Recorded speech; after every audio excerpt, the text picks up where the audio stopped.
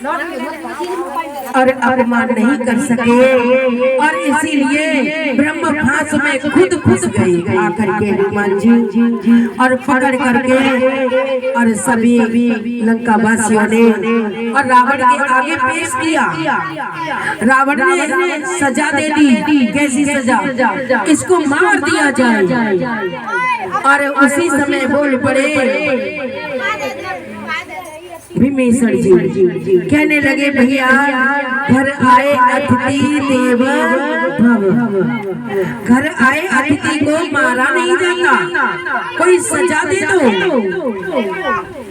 उसी समय मति बदल गई रावण की और कहा अच्छा इसके पूंछ बहुत दिखाई दे रही है और लाओ कपड़े और कपड़े लपेट करके तेल छिड़क कर आग लगा दो।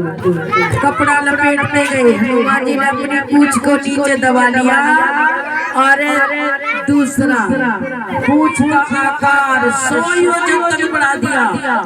कपड़ा लपेटते लपेटते थक गए लंकावासी। 100 योजन पूंछ बढ़ा दी। कपड़ा लपेटते गए और तेल डाल करके आग लगा दी पूंछ में। और हनुमान जी कभी उधर बैठे लंका पर, कभी उधर बैठे, कभी उधर बैठे।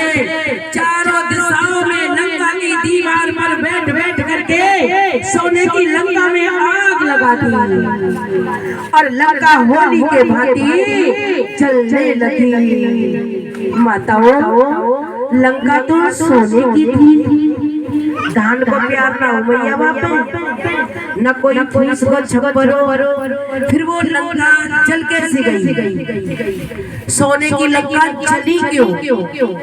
सोने में आग नहीं लगती। सोना जला के छोड़ो काला हो जाएगा लेकिन आग नहीं लग सकती।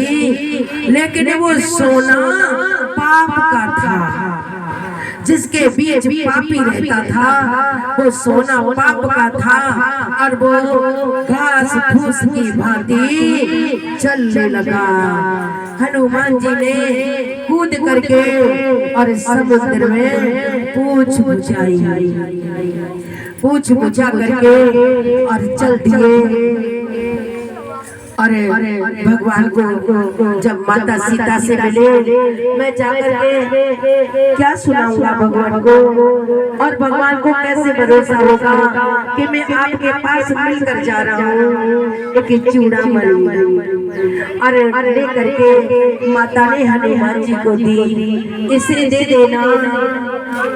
अरे जाकर के इसे दे देना, उनको भरोसा हो जाएगा। एक बालों में लगाने का कोई चीज दिया। अब तो वहाँ जाकर के हनुमान जी ने भगवान श्री राम को दी और लक्ष्मण जी को पूछने लगे देखना ये तुम्हारी भाभी माँ का है। लक्ष्मण जी ने कहा क्षमा करना भैया, मैंने तो केवल भाभी के चरणों को देखा, मुझे बिच्छुओं की पहचान है, भाभी के कुंडल और चूड़ामणि की पहचान नहीं है। मेरी माताओं देवर का रिश्ता धर्म का बेटा। अरे माता सीता धर्म का बेटा मान करके रिश्ता निभाती थी। हर रिश्ते का रहस्य अलग है। जेठ पिता के समान और देवर बेटा के समान, देवरानी बेटी के समान और जेठानी माता के समान और जेठ के लिए